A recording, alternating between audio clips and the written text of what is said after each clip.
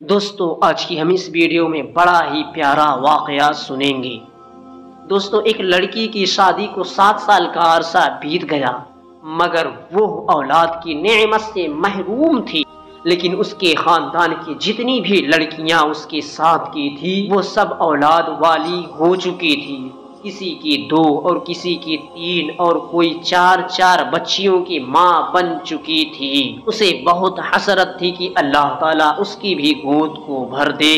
لڑکی کسی سے کچھ بھی نہیں کہتی تھی، لیکن دل میں یہ دعا کرتی، یا اللہ مجھے بھی یہ خوشیاں دکھا دے، میں بھی ماں بن جاؤں۔ اور دوستوں اس کے سسرال والے اسے طرح طرح کے طعنے دیا کرتے تھے، اسی وجہ سے وہ بہت زیادہ پریشان رہتی۔ ایک مرتبہ اس نے ہمت کر کے اپنا چیک اپ کرایا، لیکن یہ جان کر اسے اور زیادہ پریشانی ہوئی۔ اس کے رپورٹ میں ڈاکٹروں نے تقریباً نا امیدی ظاہر کی، اسی وجہ سے ہر وقت وہ دکھی رہتی۔ مگر اس کے دل میں یہ امید کی لہر تھی کہ اگر اللہ چاہے تو کچھ بھی ناممکن نہیں۔ ان ڈاکٹروں کی بات تو یقینی نہیں ہے۔ لڑکی کا دل جب بہت زیادہ اداس رہتا تو اپنے کمرے میں جا کر کے رو لیا کرتی تھی۔ کوئی بھی اس کی تکلیف کو نہیں سمجھ پا رہا تھا، وہ خود اولاد نہ ہونے کی وجہ سے کتنی تکلیف سے گزر رہی ہے۔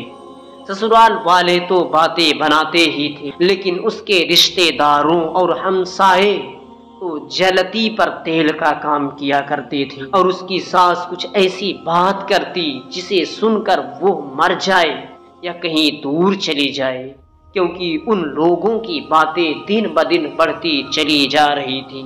لیکن اسے اگر امید تھی تو صرف اللہ کی ذات پر۔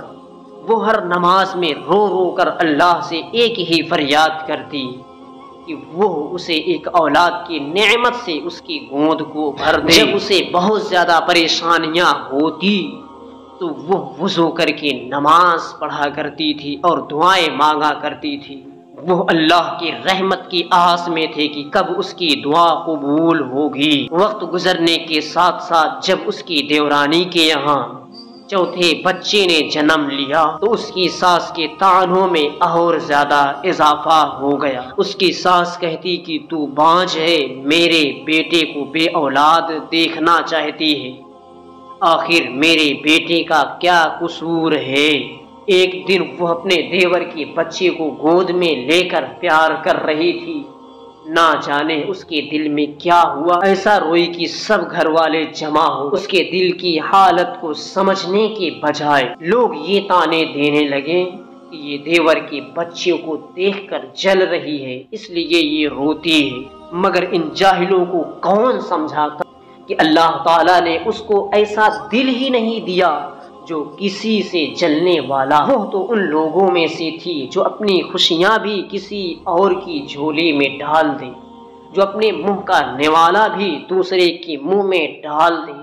وہ تو اپنی سونی گود سے اس قدر دل گرفتہ ہوئی کہ خود پر قابو نہ رکھ سکی، لیکن آج اس کے آنسو بھی سارے بندھن توڑ کر بہنے لگے۔ اس کا ایک شوہر تھا جس نے کبھی بھی اسے طعنے نہیں دیا، اس کی خواہش کو سمجھتا تھا، لیکن وہ کیا کر سکتا تھا۔ ایک دن کسی نے کہا کہ اپنے شوہر کے بھی چیک اپ کراؤ۔ پہلے تو اس بات پر بہت ہنگامہ ہوا، لیکن شوہر نے کہا کہ آخر چیک اپ کرانے میں کیا حرج ہے۔ اس کے شوہر کا جب ٹیسٹ کرایا گیا، رپورٹ آئی تو ٹھیک نہیں تھی، تو پھر گھر میں ایک طوفان آ گیا۔ بس سب کہنے لگے کہ اب اس کو فارغ کر دو۔ اس کے ساس نے کہا کہ ہم اپنے بیٹے کی دوسری شادی کریں گے۔ اس کا شوہر اسے طلاق دینے سے راضی نہیں تھا۔ شوہر کی محبت میں ذرہ برابر بھی کوئی کمی نہیں آئی، بلکہ اس کی دلجوئی اس انداز سے کرتا کہ اگر اللہ تعالیٰ کو منظور ہوگا تو ہمیں اولاد ہوگی، اور اگر اللہ کو منظور نہیں ہوگا تو ہم اس پر بھی اللہ کا شکر گزار ہیں۔ اس نے اپنے شوہر سے کہا کہ آپ دوسری شادی کر لیجیے۔ اگر اس کا شوہر اس بات پر راضی نہ ہوا، ایک دن اس کی ساس نے یہاں تک کہہ دیا، یہ چاہتی ہی نہیں کہ ہمارے گھر خوشیاں آئیں، میرے بیٹے کا کوئی وارث بنے۔ ساس کی جلی کٹی باتیں سن کر بہت وہ پریشان ہوئی۔ اس نے وضو کیا اور نماز کے لیے کھڑی ہو گئی۔ جب دعا کے لیے ہاتھ اٹھائی تو ایسی رقت طاری ہو گئی کہ کچھ نہ بول سکی۔